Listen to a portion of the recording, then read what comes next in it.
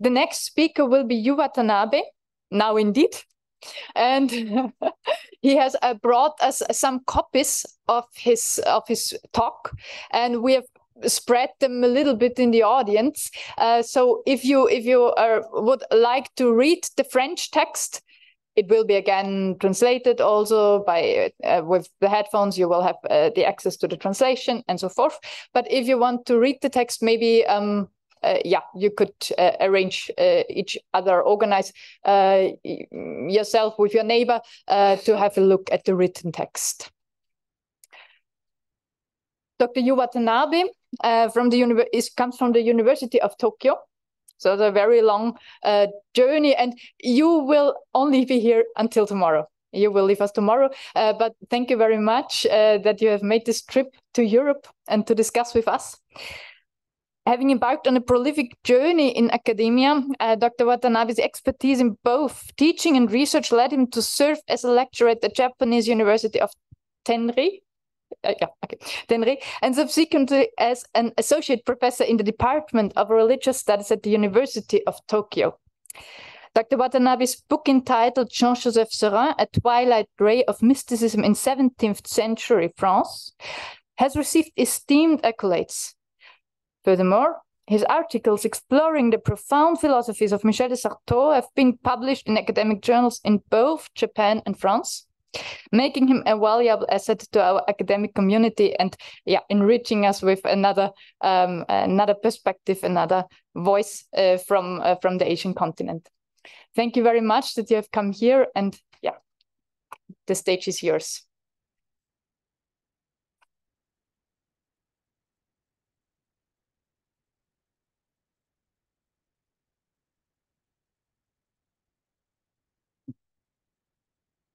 Tout d'abord, je voudrais remercier les organisateurs d'un si beau colloque sur notre ami Michel de Certeau. Je serais vraiment heureux de pouvoir partager cette opportunité avec vous. Et surtout, merci Carlos de s'être souvenu de notre rencontre à Paris au Centre Sèvres. Grazie mille.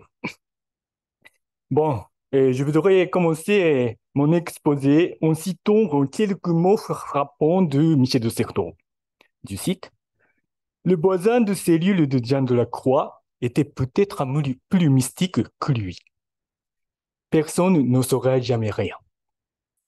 Il en va de même d'une multitude foule de son nom et son identité de l'expérience mystique. Fin de la citation. Toute ma présentation peut désormais être considérée comme une interprétation de cette épigraphe. On peut dire que la pensée de Michel de Certeau a toujours été théologique. Mais la notion de théologie chez lui, tout comme celle de Dieu, ne peut pas être réduite à celle de la doctrine chrétienne. De quelle théologie s'agit-il lorsque l'on qualifie de théologie une pensée qui a aussi audacieusement traversé des disciplines séculières? Examinons cette question en nous concentrant sur sa relation avec la mystique. La recherche de la parole de l'absent semble être le motif théologique qui revient constamment chez Certeau. Cette recherche est elle-même une réponse à la crise du christianisme contemporain. Or, depuis les temps modernes, âge du christianisme éclaté, c'est une voix à peine audible comme un murmure. La voix, généralement marginalisée dans le savoir moderne, devient également un objet exotique qui alimente l'écriture conquérante, impulsion fondamentale de la modernité occidentale.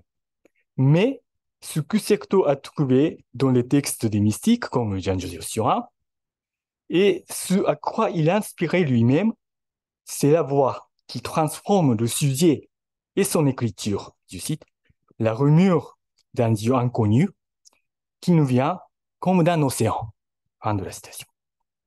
Nous souhaitons mettre en évidence que la lecture-audition de ces murmures de l'absent pour une oreille exercée par son voyage à travers la littérature mystique, était un élément essentiel de la pensée théologique de Certeau. En fin de compte, nous verrons que sa théologie est bien une théologie humiliée, c'est son expression, qui est pénétrée par un croire au public ou à la foule. Et ma présentation s'articule en 3 parties, donc on passe maintenant à la première partie, la recherche de la parole et d'un autre type d'écriture. Il semble que la problématique de Certeau s'articule tel un chiasme qui, par sa structure, entrecroise les éléments en formant un motif réfléchi. Sa réflexion se concentre d'une part sur la mystique de la première modernité, donc 16e, 17e siècle, et en même temps, tel un miroir, elle ouvre un débat sur la situation du christianisme contemporain, donc seconde moitié du XXe siècle. Il est important de souligner que le regard de Certeau, qui voyait une crise commune entre les deux temps, 400 ans d'intervalle, se portait avant tout sur la divergence du langage religieux par rapport au monde réel et à l'expérience quotidienne des gens. Certeau constatait dans le langage de la mystique, au début de l'ère moderne, une rupture définitive avec le langage médiéval en général.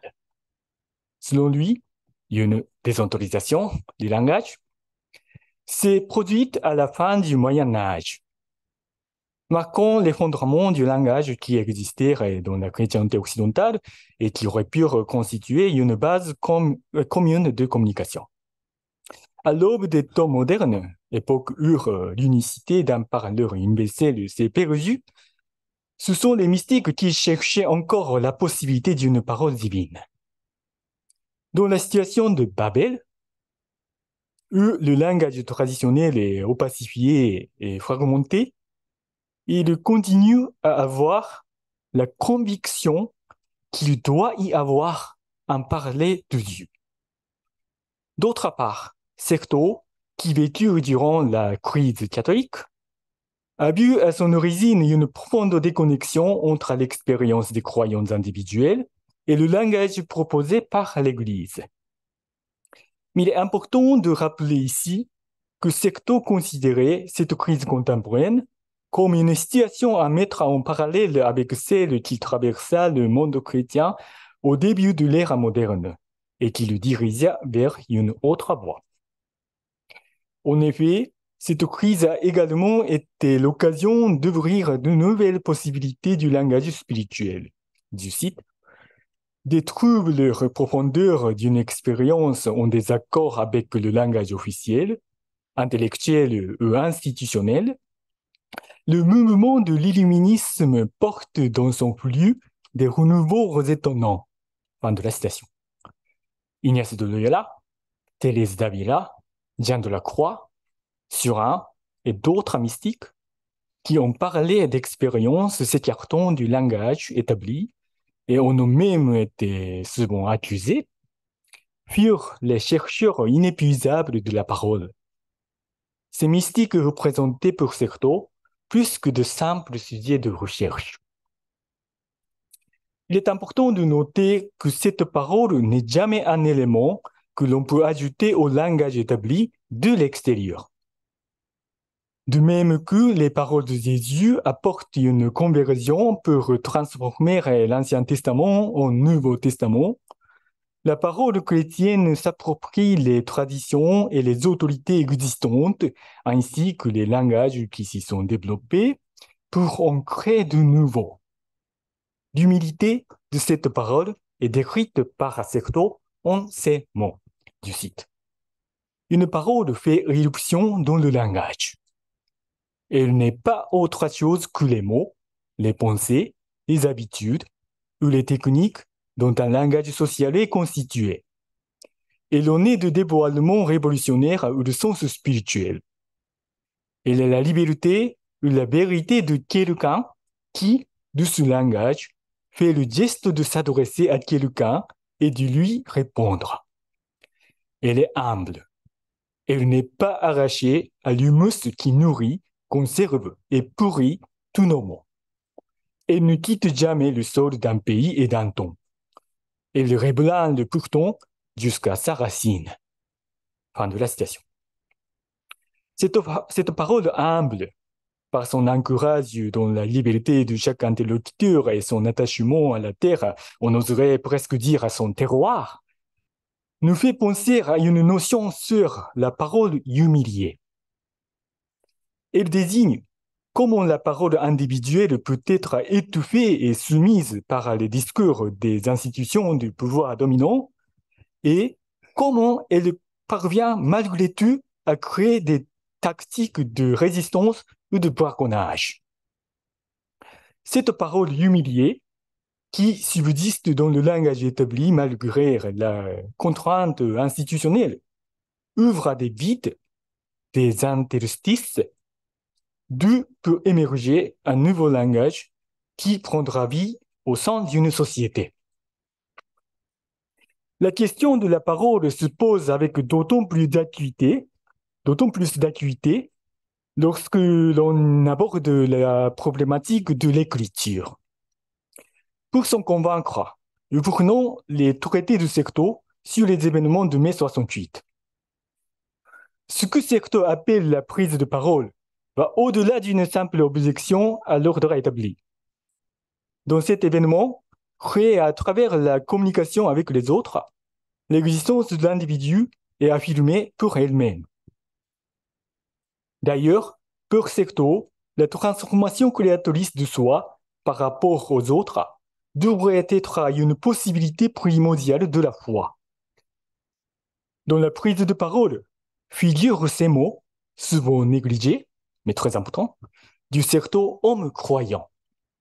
Je cite, « Ce que la foi de plus fondamental, c'est son défi le plus essentiel, qui parie pour une vérité personnelle dévoilée dans la communication et qui articule l'expérience la plus absolue sur le langage d'une société. » Fin de citation.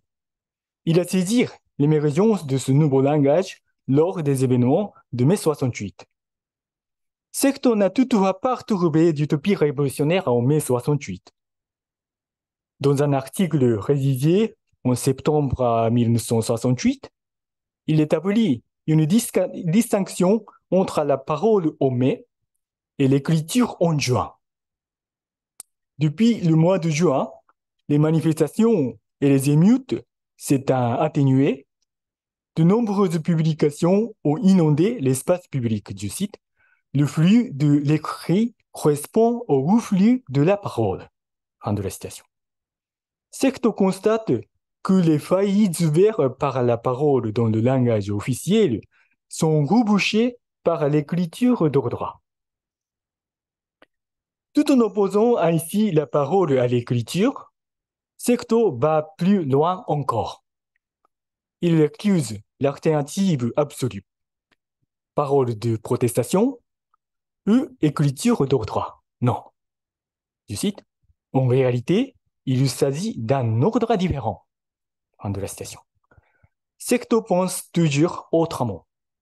Il constate que, depuis l'arrivée de la parole qui a ouvert une brèche dans le langage habituel, l'écriture reste hantée par une trace de l'autre qui secoue fondamentalement son ordre. Il trouve ici un ordre différent, sous-jacent. Cet ordre différent est ainsi une autre écriture qui forme une autre relation avec la parole sans assimiler ni éliminer son hétérogénéité. En recherchant cet autre type d'écriture, il remettra en question le savoir qui a étayé la civilisation occidentale. Maintenant, on passe à la deuxième partie, vers l'écriture mystique. Écoutez le murmure de la mer.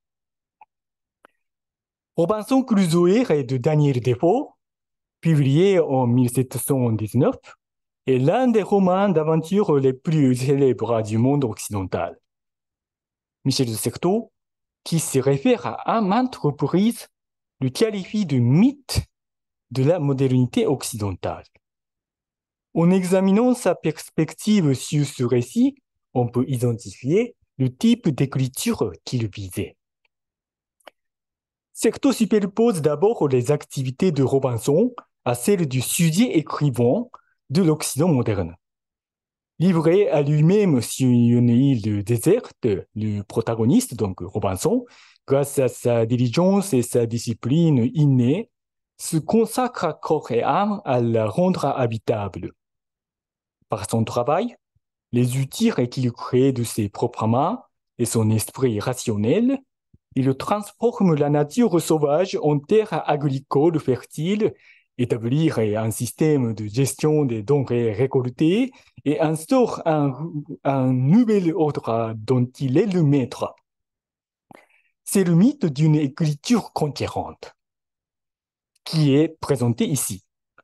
Mythe d'un pouvoir qui écrit dans le texte blanc, espace circonscrire est disponible pour soi, et qui cherche par l'écriture à modifier l'ordre de la réalité du soi et des autres. Il n'échappe pas à l'esprit aiguisé de Sertor que la naissance d'une éthique du travail chez Robinson, qui a commencé à organiser l'île comme il l'entendait, coïncide avec sa détermination à écrire un journal. L'écriture est l'établissement d'une place propre à soi et l'exercice de la volonté d'occuper celle des autres. En ce sens, l'écriture est un catalyseur de la science, de l'industrie ou du capitalisme.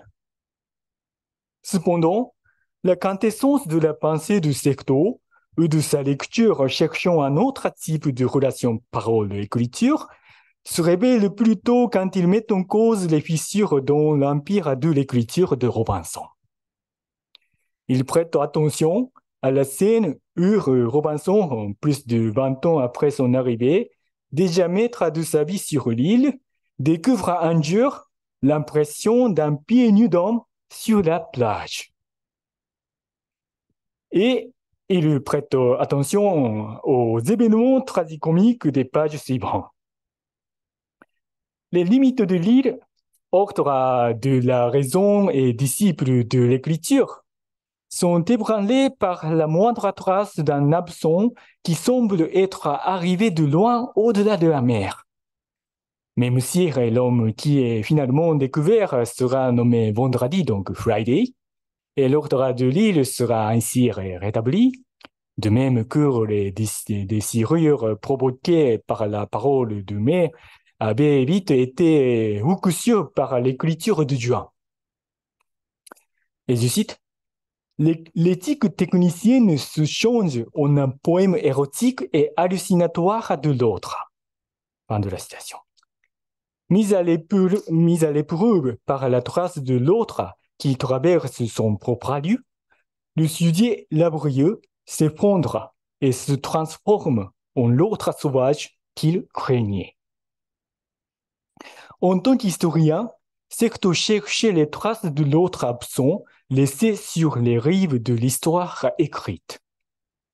Ces traces sont avant tout perçues comme des paroles, des voix qui secouent, fissurent ou transforment l'écriture. Secto les a trouvées dans les textes mystiques. Ainsi, en évoquant l'empreinte d'un pas sur la plage dans l'invention du quotidien, ce n'est pas sans raison que Secto s'appuie sur le terme d'Hadvig d'Anvers, une femme mystique du XIIIe siècle. Je cite, « présence d'absence ». Secto et Surin ont tous les deux privilégié l'image de la mer. Dans l'article « L'expérience spirituelle » publié en 1970, Secto utilise cette image de manière très impressionnante. Il parle de l'arrivée de quelque chose d'autre qui marque le commencement de l'expérience spirituelle, avec l'image de la mer apparaissant soudainement à la place de l'opéra. I love this image. Cependant, Secto convoque cette image de manière plus spectaculaire à la fin du texte. Là, il parle de la paix chrétienne avec une longue et imaginative citation des questions sur l'amour de Dieu, et donc le dernier livre de Surin. Ce qu'évoque Surin et Usekto, c'est l'excès de la paix et du Dieu qui inonde l'âme, je cite, comme le bruit de la mer qui vient, non peut rabaser la terre, mais peut remplir l'espace du lit que Dieu lui a donné. C'est une expression du Surin. Ainsi que le bonheur de l'âme du croyant qui pâtit de l'altération du désir dans l'attente de l'arrivée de cette paix. En contraste avec l'écriture de Robinson, qui est hantée par la peur de l'autre et ses signes à rétablir l'ordre qu'il a créé, l'écriture de Surin chemine au bord de la mer en se réjouissant d'être peut-être englouti par les vagues et de se perdre dans l'immensité de l'océan. C'est ainsi que Secto a trouvé une autre écriture, une autre historiographie dans l'écriture mystique de Surin. La rumeur de la mer, ce motif de l'audition, se retrouve également dans l'essai de Secto intitulé L'espace du désir ou le fondement des exercices spirituels, bien évidemment d'Ignace de Loyola. Secto y décrit la rumeur de la mer comme ce qui rend possible de continuer une marche spirituelle vers Dieu plus grand, sans demeurer dans un seul lieu pour celui qui accepte l'entendre. Voici un résumé de la discussion de Certeau. La meilleure définition des exercices spirituels est, comme l'a dit Pierre Favre, une manière de procéder. Ce n'est pas un livre dit doctrinal ou spéculatif. De la même manière que l'on croyait autrefois que les consonnes créèrent des mots en segmentant les voyelles, le texte des exercices spirituels est une manière d'articuler le désir du désirant, celui qui les pratique. La composition de lieu qui se répète dans le texte joue le rôle de consonne, pour ainsi dire, qui permet aux pratiquants des exercices pour articuler leur désir ou le susciter et de le diriger en tant que désir vers Dieu. Une série de compositions de lieux commence par un petit texte intitulé Principe et fondement, Principio y Fundamento. Ce texte qui explique l'œuvre de Dieu dans la création de l'homme et le but ultime de l'homme créé, plutôt que de poser des fondations, délie le désir qui est jusqu'alors lié à un lieu dans l'ordre ancien, et ce faisant, révèle le désir encore plus fondamental. Je cite, à qui se dit, Dieu veut de moi ceci ou cela, la réponse est d'abord non. Dieu est indifférent, plus grand que tes rendez-vous, vrai ou supposé, avec lui. Fin de la citation. Par conséquent, le retour au principe et fondement est le fait de pâtir du désir qui est toujours étranger à chaque lieu spécifique où on se fixe sans le savoir. Ici, Certeau dit, c'est accepter d'entendre la rumeur de la mer. Autrement dit, c'est croire qu'il y a toujours un excès qui ne peut être identifié à aucun lieu qui rend possible la marche vers un Dieu plus grand. On sait maintenant que cette expression, la rumeur de la mer, qui déconcerte probablement les lecteurs qui la rencontrent pour la première fois, n'est jamais une simple rhétorique. Accepter d'entendre le murmure de l'absent, c'est le geste des mystiques qui n'ont cessé de chercher la parole quand elle était fragmentée et dispersée, toujours animés par la conviction qu'il doit y avoir un parler de Dieu. Et il s'agit du geste pratiqué par Certeau lui-même à travers son propre voyage dans le langage mystique. Pour Certeau, la lecture et l'audition des textes mystiques permet de recueillir la parole en éclat de l'absent qui murmure encore ici et là même à l'âge du christianisme éclaté. Un bel exemple de cette pratique théologique de Certeau se trouve à la fin de la fable mystique, tome 1. En guise de conclusion, un développement intitulé « Ouverture à une politique du corps » reprend et commente un poème de Catherine Pozzi Ave. Dans cette pièce de poésie moderne, Certeau retrouve la tradition millénaire de l'écriture mystique chrétienne hantée par l'absent. Ce que Certeau essaie de lire et d'entendre alors, c'est un excès du son, un rythme, une musicalité du langage. Je cite, « Sa musique porte des mots simples. Elle les roule, telle une mer. Elle les envoûte. Le son ensorcelle le sens. Une eau musicale envahit la maison du langage, la transporte et la déplace. Au commencement, comme dans les anciennes mystiques chamanes ou hindous, il y a un rythme. Venu d'où? On ne sait. Il se saisit des mots. Il les importe. » Fin de la citation. La poétique du corps que Certeau avait prévue est malheureusement restée inachevée avec sa mort. Cependant, la direction de ces tentatives de cette lecture-audition de la parole en éclat peut certainement être reconnue dans les articles recueillis dans la fable mystique tome 2, édité par Lustiard. L'excès du son par rapport au sens, qui revient dans les textes mystiques, semble indiquer un motif sous-jacent que l'on retrouve en filigrane dans son projet inachevé.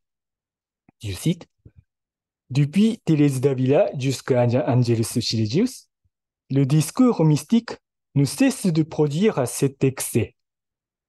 En allitération, rime, assonance, rythme et vocalisation, et fait d'un surcroît du dire sur le dit.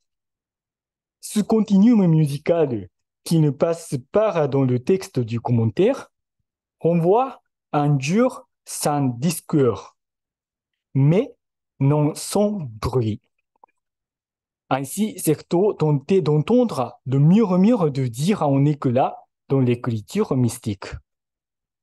On passe à la troisième, donc dernière partie. Une théologie humiliée et le croire à la foule. Enfin, voyons le motif de la recherche du murmure de l'absent chez Certeau en relation avec un autre motif sous-jacent qu'il y a trouvé chez les mystiques parmi lesquels figure Surin, c'est-à-dire un retour à la vie commune de la foi. Cela invitera à confirmer le croire à la foule ou au public qui sous-tend la théologie humiliée des mystiques et de Certeau lui-même. Pour Certeau, Surin n'est en aucun cas un mystique solitaire qui se fait remarquer avec des expériences extraordinaires. L'essence de l'expérience spirituelle de ce jésuite bordelais se situe dans l'horizon de la communication avec les autres, ouvert par un retour à la vie commune de la foi.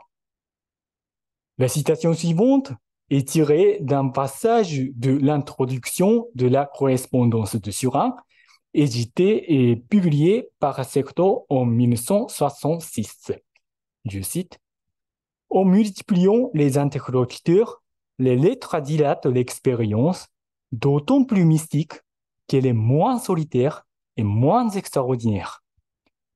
Les oiseaux, la chasse, une noce à la campagne, les dorures d'un hôtel, les chants et les jus, tout autant que les missions et les visites, en somme, toutes les réalités humaines entrent dans le texte de ces dialogues spirituels. Littéralement, tout devient le langage d'une découverte commune. Le vivant se fait connaître comme la présence amoureuse qui épelle avec 1000 autres le pèlerin enfin revenu dans la terre des vivants. » Fin de la citation. Alors qu'il est plongé dans les profondeurs du désespoir condamné, donc après l'affaire de la possession de Loudun, Surin, après sa guérison, a passé environ les 10 dernières années de sa vie à exercer comme prédicateur et missionnaire, principalement dans les campagnes aux alentours de Bordeaux. Les textes écrits au cœur de la vie du missionnaire sont tissés à travers les dialogues spirituels avec les différentes personnes et entités qu'il a. Il ne reste pas beaucoup de temps. Ah, ok. Et qu'il a rencontré dans la vie réelle. Certains l'appellent le langage d'une découverte commune et y trouvent des tâches de la présence amoureuse. La question primordiale est de savoir à ce qui a poussé Surin à retourner à la terre des vivants. Dans la fable mystique tome 1, Certeau le cherche dans le croire au public qui est supposé attendre les paroles de Surin. La folie de Surin, enfermement du dur lorsqu'il cesse de croire qu'il est entendu, a été apaisée lorsqu'il s'est remis à croire qu'il est appelé et entendu quelque part. Et c'est grâce au public qu'il précède et attend qu'il commence à parler. Le langage commun est sûr d'une communication avec de tels autres est la quintessence de la mystique du Surin. Pour Certeau, les mystiques sont ceux qui acceptent d'entendre le murmure de la mer. Et ce ne sont pas les expériences mystiques extraordinaires, telles que la vision ou l'extase, qui rendent ce croire possible, mais plutôt une communion fondamentale dans ce que les mystiques appelaient la vie commune de la foi. Revenus sur la terre des vivants, en croyant être attendus par le public qui incarne une telle vie de la foi, Surin a parlé de la présence amoureuse avec 1000 autres appellants. On peut dire que Certeau a répété les gestes de Surin. Il est certain que Certeau était un homme heureux de s'engager dans toutes les réalités humaines. Il attendait d'être lavé et englouti par les vagues de l'océan de l'expérience humaine. Le croire au public apparaît tout au long en filigrane. On peut dire aussi que l'invention du quotidien, qui célèbre les pratiques quotidiennes des hommes ordinaires comme le créatif, émane également de cette croire. Chez Certeau, le croire est loin de suivre une doctrine, c'est trouver la parole. Le croire dépasse les institutions religieuses, voire le christianisme lui-même. C'est une attente, une attitude d'ouverture. En effet, Certeau fait réapparaître à plusieurs reprises dans l'invention du quotidien le motif de l'audition du murmure de la mer. Ce faisant, il tente d'explorer une immensité maritime, c'est-à-dire les multiples pratiques quotidiennes du public, tout en s'infrancistant de l'historiographie conventionnelle. Certeau suggère que le public ayant permis à Surin de croire que sa parole était attendue est sans doute la figure réelle de Dieu. Cette observation s'applique également à Certeau lui-même, car c'est précisément ce croire qui constituait la base de sa propre écriture. En parlant de l'expérience croyante qui quitte le navire ecclésial et se perd dans l'immense et un certain poème d'une réalité anonyme qui va et qui vient, Certeau recourt à une figure évangélique. Jésus noyé dans la foule. Les éclats fragments du christianisme sont à relever dans une autre historiographie, comme les éclats étincelements d'un seul trésor, comme le chante l'Ave de Pozzi. Dans ce sens, on peut dire que la pratique de lecture-audition la plus fine et créative des textes, et sont des pratiques certaines, est une pratique de la recherche de Jésus noyé dans la foule.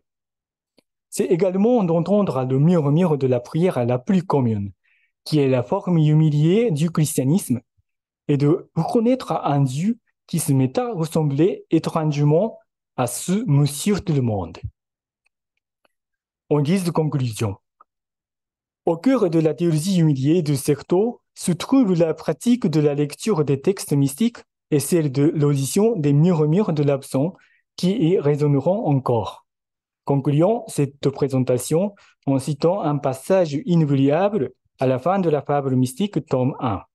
Je cite, « De même, les chamans indiens partent dans la forêt aux bruits innombrables, en quête d'une musique, un chant d'oiseau ou de vent, qui fasse naître en nous ce qu'ils ne savent pas encore. On dit qu'un esprit les appelle. À cette vocation étrangement familière, ils passeront leur vie à répondre une fois rentrés au village. Fin de la citation. Excellent lecteur auditeur des mystiques, certes, justement comme les chamans indiens étalèrent dans la forêt aux bruits innombrables ou dans l'immensité maritime des écritures mystiques. Mais il est toujours revenu au village, monde quotidien, et là, parmi les hommes, il a passé sa vie à répondre à cette vocation. Ainsi, les écritures qu'il nous a léguées se font aussi les corps d'une musique. Et nous invitent à entendre à nous-mêmes le murmure de l'absent. Je vous remercie de votre attention.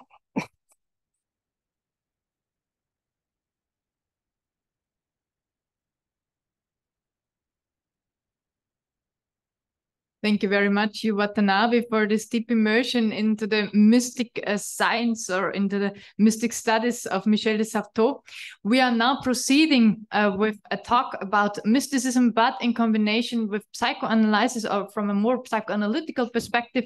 And I am very happy to greet here and have here Martin Eleven coming from Vienna, where I have studied as well.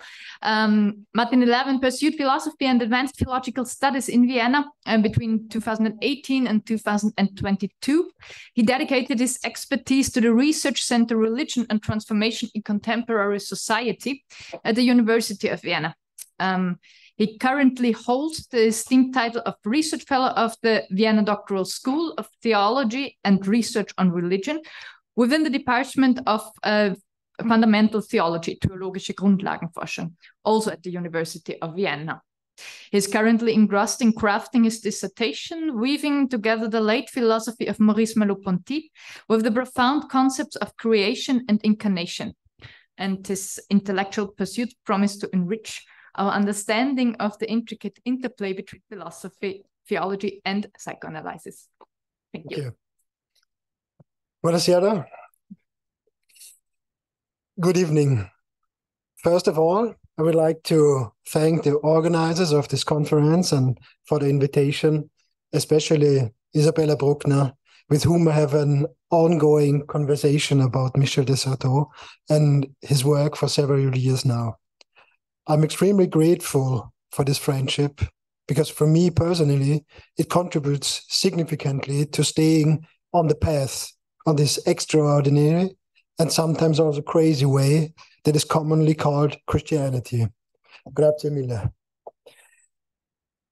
Let me start with some preliminary remarks. I think one has to be quite honest.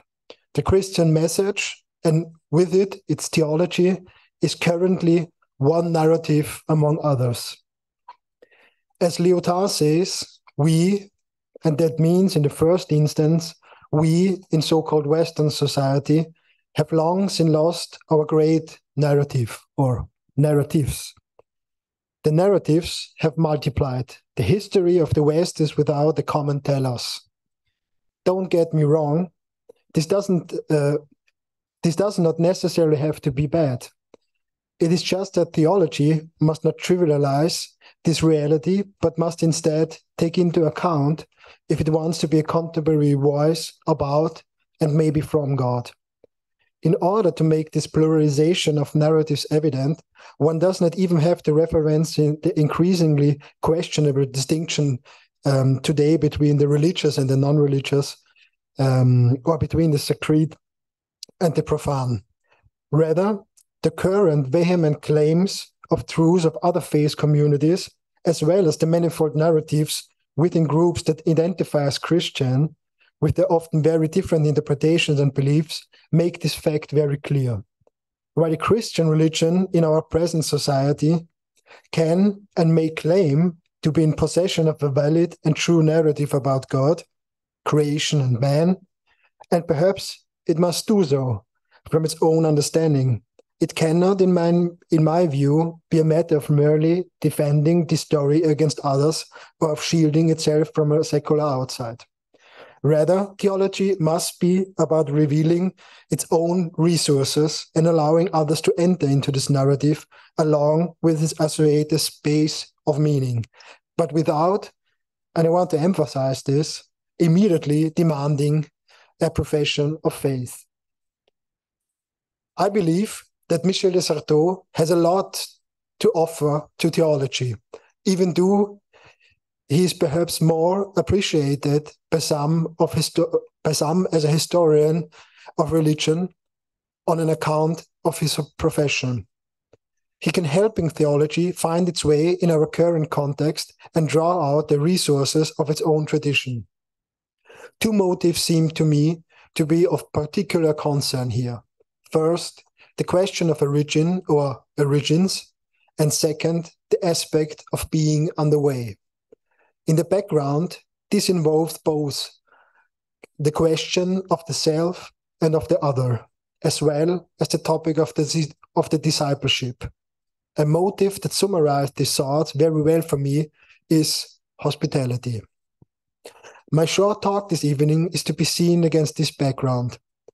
It therefore takes as its starting point a very early text by Michel de Certeau, which deals precisely with the same theme of being on the way, of being a stranger, but also of being a guest. It bears the significant title, The Pilgrims of Emmaus, and is itself a reflection, meditation, or perhaps even more, a spiritual commentary on the last section of Luke's Gospel. The article appeared as one of the first of its kind already in 1975 in the Revue Christus, the journal with which Certeau was closely associated for many years. I think both the article and the Gospel of Luke pericope are familiar to some. It is a text that raises and thematizes the question of the stranger, of the other, a motive to which Certeau returned again and again in later years and from various points of view.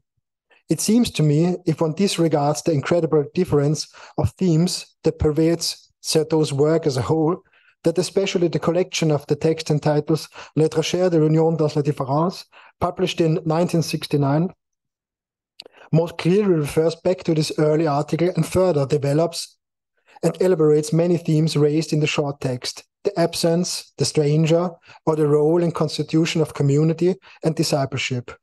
This can be seen not only in the aforementioned book title, which already thematically includes the stranger, l'étranger, but increasingly, and I didn't notice this until recently, until I began to prepare for this conference, the book cover of the version of L'Étranger for this, the book cover of the version of L'Étranger, newly compiled by Louis Girard in 2005, is adorned with a painting by Rembrandt, which has the subject Emmaus as its subject and title. Rembrandt was a master with regard to the relationship of light and shadow. And here he proves once again to be a Caravaggiste, because by placing the light source behind the figure of Christ and by means of a contre-jour effect, he makes the silhouette of the risen one visible only through the shadow.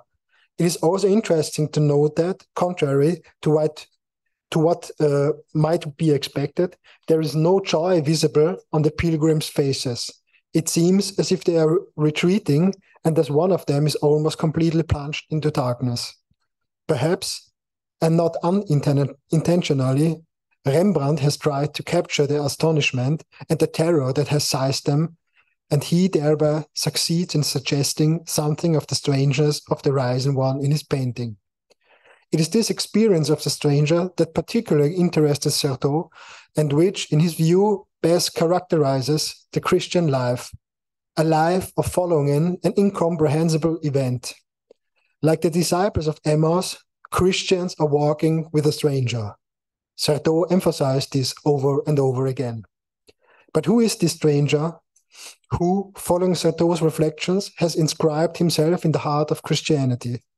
Is he the risen Lord whose empty thumb sets in motion an unfathomable beginning and the pluralization of answers? What consequences could be drawn from a possible encounter with him? And what is the role with regard to a community that proceeds from and is constituted by him? Perhaps these questions cannot all be answered, at least not answered directly, but this does not mean that we cannot approach them and explore them more deeply through further question and probing, without, of course, succumbing here to the temptation of replacing the empty thumb with direct statements and thereby denying the moment of the negative here. My talk this evening is an attempt to trace these questions about the foreign, about the other, and its constitutive role and meaning for Christian discipleship, on the basis of some reflections as presented by Michel de Certeau in The Pilgrims of Emmaus. My approach, however, is not a classical theological one. Instead, I will take my starting point from the theory of psychoanalysis and draw on it in order to work out a constitutive moment that, in my view, defines the Christian religion in general and should help me to delve deeper into the question of the stranger and the other. In doing so, Lacanian psychoanalysis, with which many of Certeau's thoughts, especially of mysticism, are often closely interwoven, will play less a role than some theoretical elements of Freudian psychoanalysis and its further development in the so-called object relation theory. In addition, Jacques Derrida will contribute at several points significantly. My lecture is divided in two parts. First, I will talk about psychoanalysis and the oral other, which is also the title of my talk. In the second part, I will then relate these reflections to Certeau's thoughts on the stranger and the other, and finally connect them to the motive of discipleship, as addressed by Luke in the Emmaus narrative. I will begin then with the oral other. The references I will make here to psychoanalysis must, however, remain cursory, due to the limitations of our context, and do not claim to be exhaustive. Here, I would like to make a short remark. When in the following we speak repeatedly of an object, we should not imagine an object, something that we simply find existing in the world, but instead we must think of our neighbors, of our fellow humans, those persons to whom we turn sometimes more and sometimes less, and who are the aim of our drives. This is at least how, of course in a somewhat simplified form, the concept of the object is used in psychoanalysis. Although it was Melanie Klein who in her own theory assigned a decisive role to introjection and incorporation, in addition to the projective mechanisms of mental events, in the construction of psychic reality, Klein starts from an early childhood experience or even those of an infant, which represent an extremely complex and ambivalent game between love and hate, as well as the distinction between good and bad object. It is Freud who already in his 1970 work, Mourning and Melancholy, Trauer und Melancholie, emphasized the importance of oral introjection. In this text, Freud showed how, in the case of the loss of a beloved object and other, effective and successful mourning can occur insofar as the ego succeeds in withdrawing the libidinous occupation from the lost object and transferring it to another object. On the other hand, he drew attention to the fact that when this process of mourning fails, a pathological state of melancholy and depression results. Instead of unbonding the lost object, the latter is introjected by the ego, and the ego consequently identifies with it. Freud says, the shadow of the object falls on the ego. Der Schatten des Objekts fällt auf das Ich.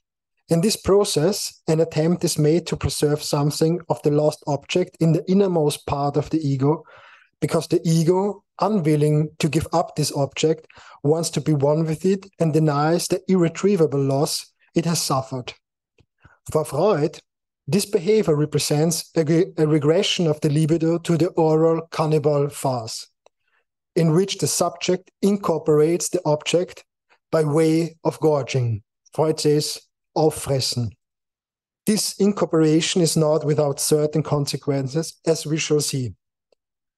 Without setting out here all the clinical consequences associated with Freud's insight, and do's of his students regarding the distinction between mourning and melancholy, I would like to highlight an essential structural element that seems to me to be relevant for our context. Indeed, if we look at Freud's theory, shall we say, or more philosophical point of view, his determination of melancholy as a not letting go of the object, that means its incorporation, raises the question of the status and the role of this other. For the mourning ego, or rather the melancholic ego, does indeed take an other into himself through the incorporation of an object.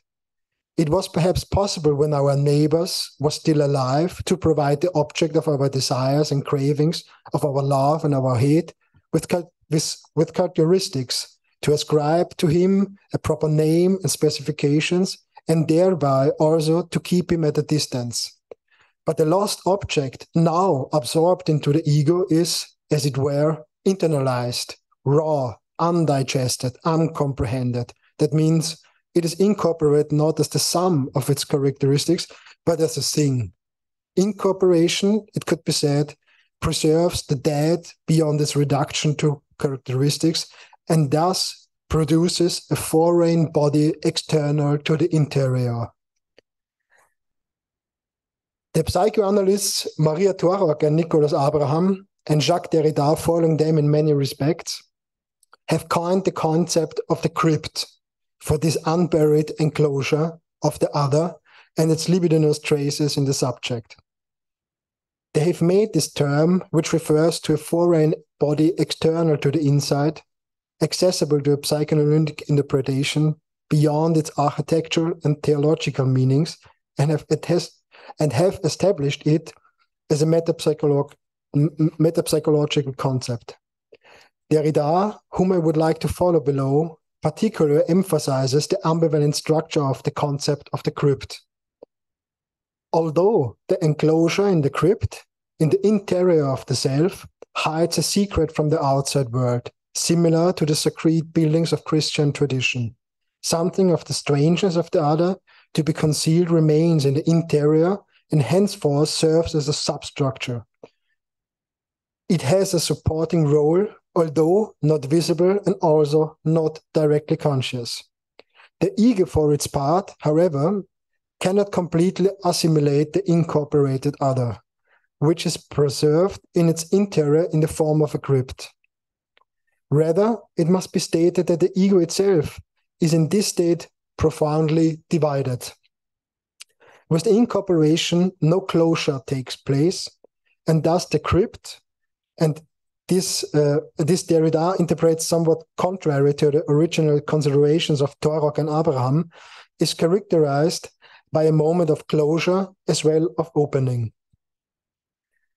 It is known that Derrida uses the metapsychological figure of the crypt to point to an impossible work of mourning that is constitutive for every relationship of a subject to itself, insofar as the trace of an other is inscribed in it, without it ever being fully present.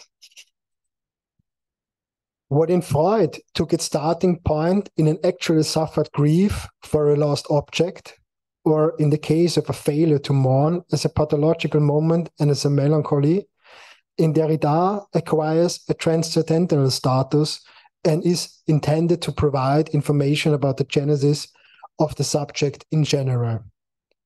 Freud's insights are here further interpreted speculatively. Incidentally, and this is only a side note, Derrida and Lacan also meet here, because for the latter, too, the thing, as an indeterminable other, plays an essential role in the constitution of the subject, whereby for Lacan the figure of the mother stands paradigmatic for this other as a thing. Here Lacan is very close to Melanie Klein. For Derrida, however, the crypt refers not only to the impossible work of mourning that allows the other his otherness, respects his infinite distance, refuses or proves incapable of being dealt with, but also to an absolute transcendence in the innermost of the subject. More precisely, this transcendence is at the same time in as well as outside of him. Accordingly, we could speak of an entanglement of the other in the same, which, contrary to efforts to objectify this other, cannot be resolved, but which is constitutive for an understanding of the self. The subject, in order to be a subject at all, that is, to have a self-reference to itself, is preceded by an other in its innermost being.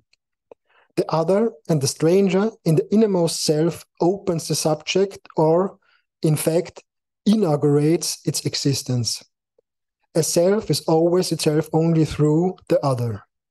In former words, the self is a host to a stranger, but conversely is also the guest of the stranger. Only through the stranger is the self present to itself. The role of incorporation, of orality in relation to the formation of subjectivity was also taken into account by Derrida in a 1988 interview with Jean-Luc Nancy, where he particularly emphasized the function of the mouse, Boca, in the actual as well as in the figurative, that means in a metaphorical sense, insofar as it functions as a boundary, as a kind of transfer point or zone between inside and outside, self and other, as well as subject and object. Of course, and this is also emphasized by Derrida, somewhat similar could be said about the eye and the ear. Contrary to an ethic of the face, as developed by Emmanuel Levinas, Derrida argues for an ethic of the mouth, more precisely, an ethics of proper eating, of incorporation, we might say. Therefore, it is not surprising that the aforementioned interview is entitled Eating Well, or The Calculation of the Subject. Ultimately, this is about the question of reception or of proper incorporation, and also of hospitality or even of friendship. The problem of orality clarifies what was already been mentioned before in relation to the impossible morning and the construction of the crypt inside the subject, namely that a self without an other is basically unthinkable.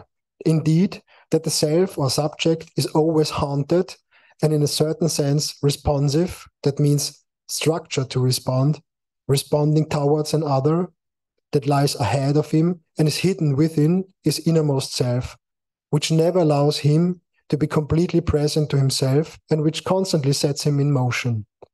At this point, I will conclude this theoretical and admittedly speculative remarks on the incorporated, the oral other. There would be a lot more to add. For us, it is now far more important to ask, what does all this have to do with Certeau and his reflections on discipleship? And what about the disciples of Emmaus? I believe that it is precisely this moment of division in the innermost part of every selfhood, described via the motive of the incorporation, that characterizes the Christian subject par excellence. Or rather, let us say, that characterize those who consider themselves concerned with and called to discipleship. To what extent this can be understood in this way, I will now try to answer in the second part of my speech. It is widely known what role Certeau has attributed to melancholy with regard to mysticism as a crisis phenomenon of modernity. We have already heard about this. But the disappearance of the divine word and its impossible morning that is formational for the mysticism as a movement also characterized the initial situation of the early Christians, and moreover, furthermore applies to discipleship in general. The disciples of Emmaus also do not want to accept what happened to their master. They are not able to digest and mourn the loss, and this means, psychoanalytically speaking, withdrawing their libido towards him and transferring them to another object. And so the Emmaus narrative of Luke's Gospel not unlike that of Mark's Gospel, begins by telling of the empty tomb.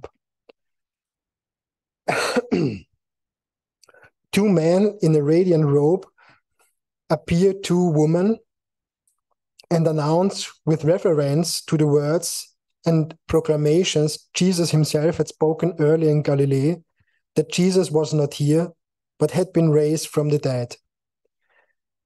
The woman returned from the empty tomb and tell the other 11 and all the others about it. However, the male disciples do not believe them. Here the gospel interrupts its account and tells of two disciples who were on the way to Emmaus when they encounter a stranger with whom they walked together for part of their journey. Meanwhile, they are talking about the events that took place in Jerusalem. They're talking about the Passion and express their sadness and disappointment that the crucified one did not turn out to be the one they thought he was, namely the Savior, the Messiah of Israel. Yet again, it seems violence has destroyed hope. But then the stranger cautiously and carefully brings himself into the conversation and begins to interpret the Holy Scriptures, the Torah, to them. He is there. He walks with them on the journey, says Certeau. It was he himself who spoke in the name of the Father, the Good Samaritan, the Shepherd, Emmanuel. He with them. The stranger tell them, for they are still dazed by what happened, that the suffering of the Messiah was necessary according to the promise of the prophets. Their sorrow and his living word combine. His history becomes their history. The words of the stranger have an invigorating effect on the two disciples, freeing them from their narcissistic grievance of having lost the other whose presence they thought to hold on to. Their heart burns, says Certeau, but still they don't know that this is Jesus speaking to them. The disciples hold fast to what they are certain of.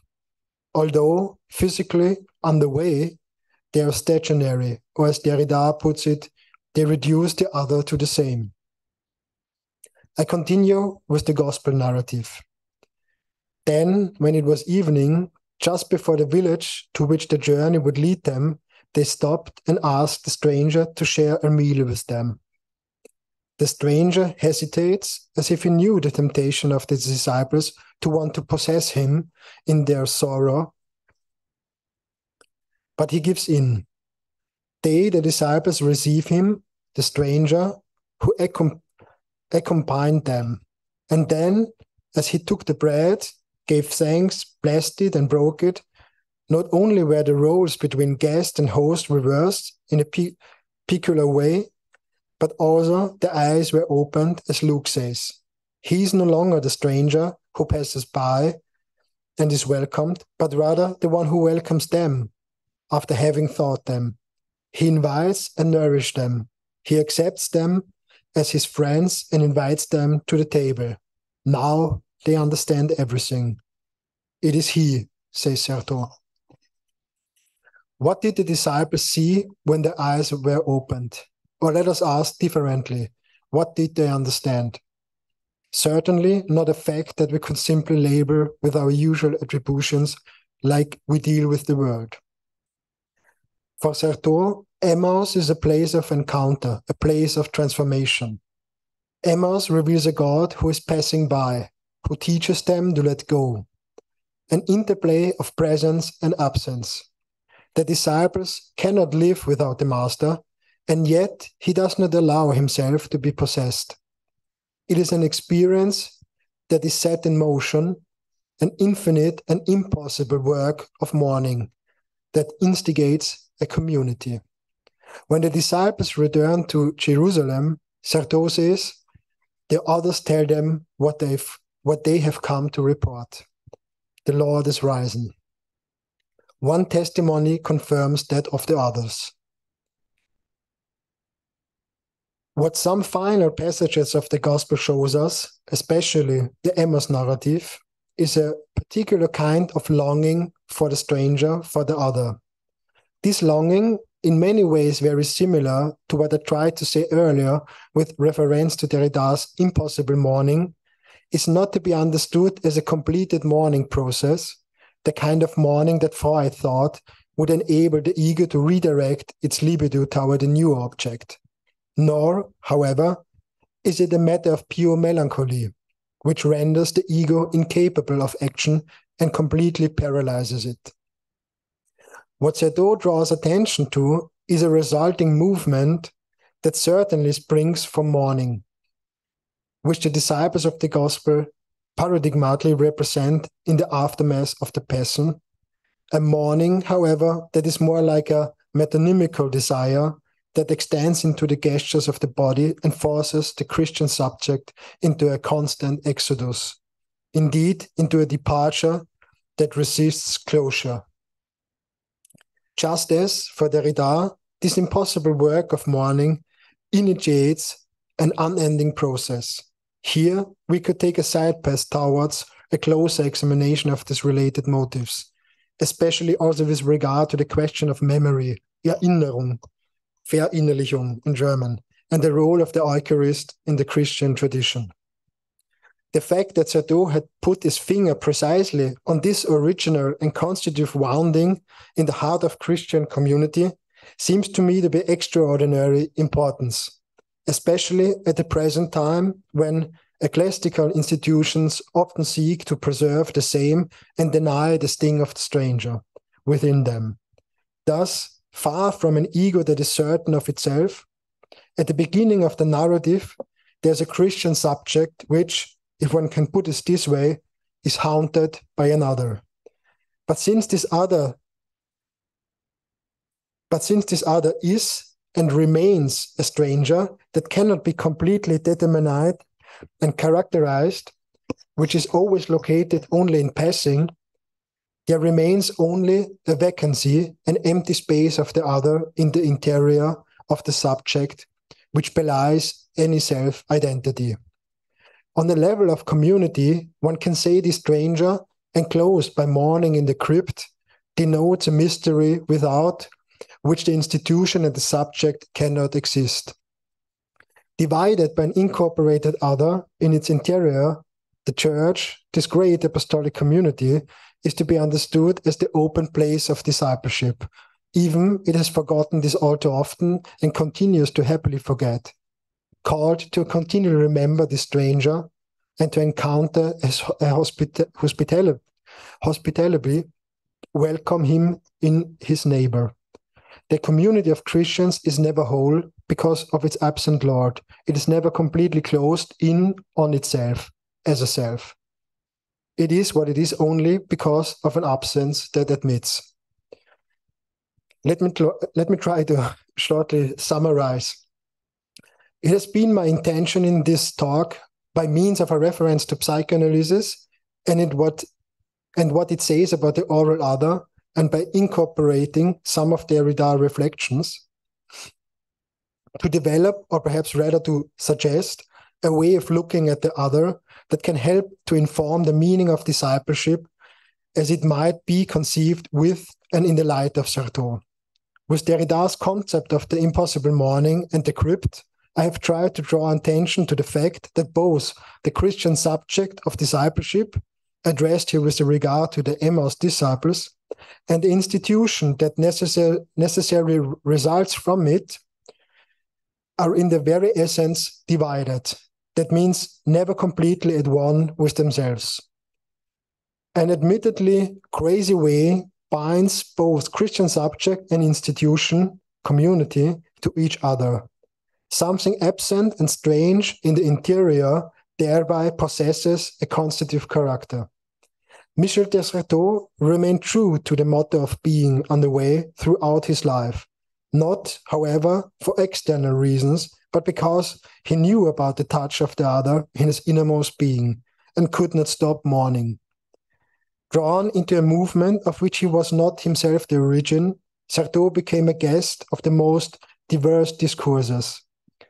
But it must also be said that his own discourse also offered entrance to many, His discourse was a hospitable place of exchange for thoughts foreign to theology. We can learn from Certeau that the mourning for that which is lost establishes the relation to the other person from the depths. Far from sinking into tristesse, this insight invites us to a journey and to follow, and perhaps, as the title of this conference, Dancing with the Absent, might suggest, invite us also to a little dance. We will see. But first, we have to eat well. Thank you for allowing my words to be your guest. Grazie mille.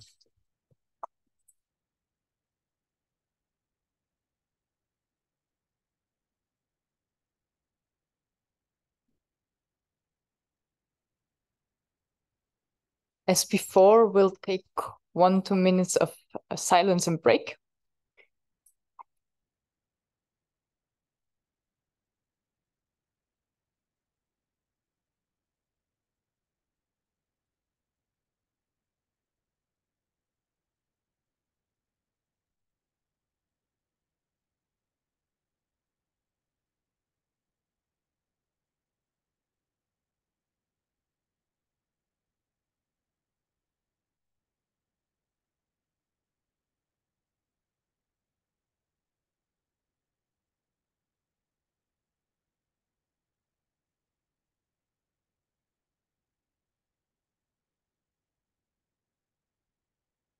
Thank you, you two, for this very different kind of speeches, although referring both to the spiritual scriptures and text of Michel de Certeau. Yu Watanabe was presenting us the studies of Michel de Certeau in regard of the objects of his writing or the persons he wrote about, the mystics of the 16th, 17th century. Martin Eleven presented us an interpretation of the Christian experience, of Christian existence, in dialogue with the contemporary thinkers of Michel de Certeau, especially with psychoanalysis and with the French philosophy. We have now 12 minutes for the discussion. Then our translators will go home. And I think without the translation, it will become difficult. I would like to start as before. Do you two have something to say to each other? Do you want to contradict or critique or ask or comment something?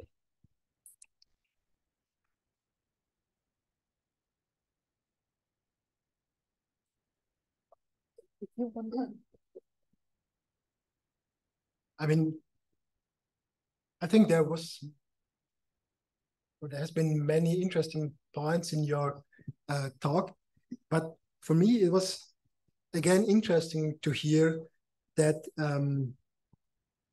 the encounter with the other sets in motion also the production of the text, the writing. So for me it is, of course, my talk was a bit in the other direction, but this is also a very important part for me in Certeau, that the absent other set in motion also the production of the text.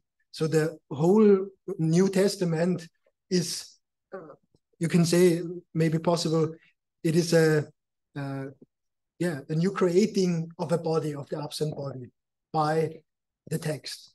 So it's just a remark, but that was a very interesting point that you highlighted in your talk. Thank you. I think it is already. Excuse-moi, je réponds en français. You need your headphones then. Thank you, very kind.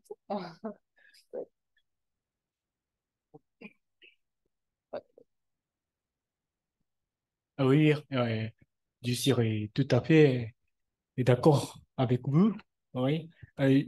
Dans votre présentation, je trouve ça très intéressant. Vous avez souligné tout d'abord, comment dirais-je, la fonction de la narratif, du récit, de narration.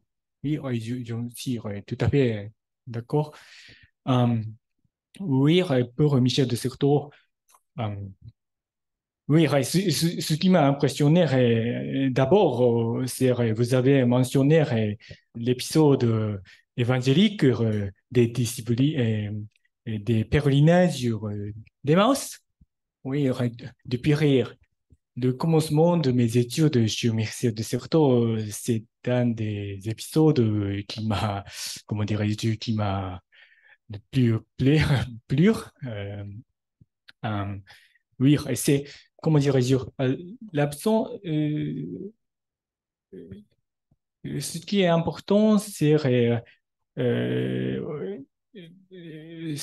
un récit qui permet de rendre possible le décrire.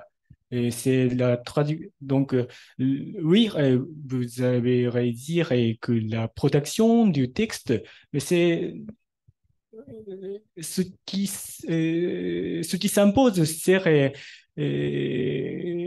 qu'est-ce que c'est qu'est-ce que c'est ce qui a permis de produire le texte. De ce point de vue-là, je pense que les épisodes dans le Nouveau Testament, par exemple, c'est un récit qui est récit important qui permet à Michel de Certeau de penser, d'écrire quelque chose.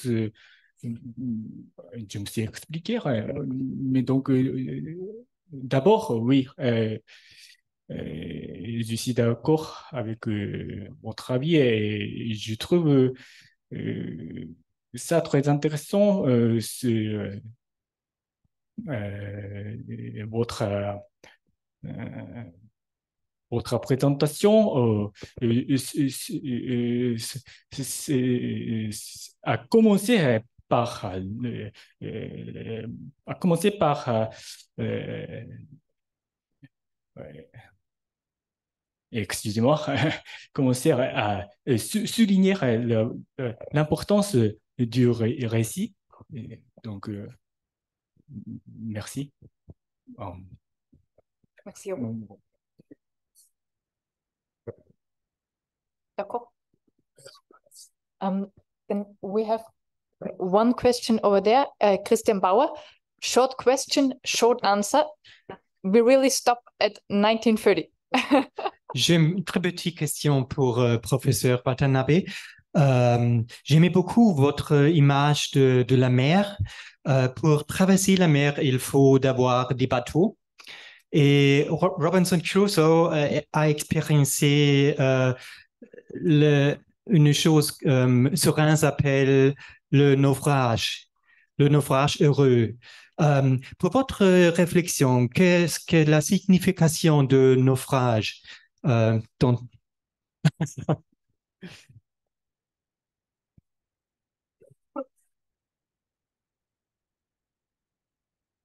No, it is. Ok. Merci beaucoup de votre question. Oui, moi aussi, j'aime beaucoup le poème de Jean-Joseph Surin, Le heureux naufrage. Oui, c'est une image essentielle. Je pense que ça concerne étroitement de l'image et que sur un mentionnaire dans son texte, donc question sur l'amour de Dieu. Oui, un naufrage. Oui, c'est, comment dirais-je, c'est, oui, oui, c'est vrai. Oui, c'est une inondation des vagues qui revient de loin. Comment dirais-je, oui, le naufrage. Ah bon, ouais. Excusez-moi. Ok, oui.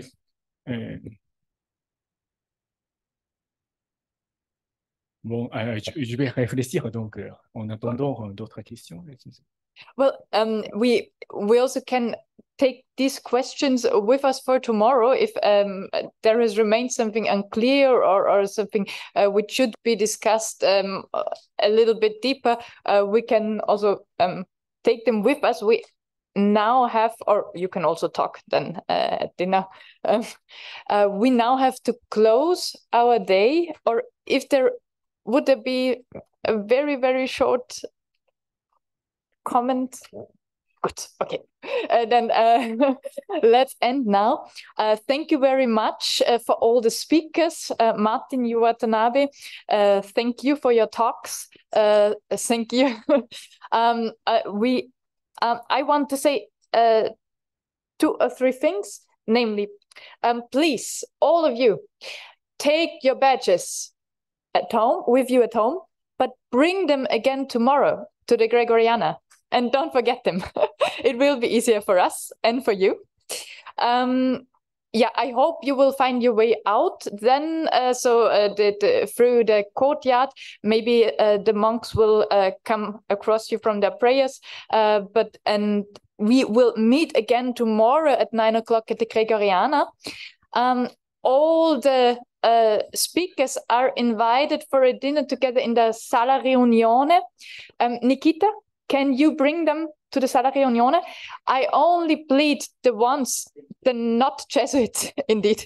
So all the persons who are sleeping here in Sant'Anselmo or who are sleeping at the Dominican nuns to stay here a little bit longer, because we should talk when you will be brought to the Gregoriana tomorrow and how. Yeah, and I plead you all, please let your headphones here. So take this with you at home and let your headphones here. That would be great. Yeah, that's it. Thank you very much for this great first half day, and we'll see tomorrow. Take care.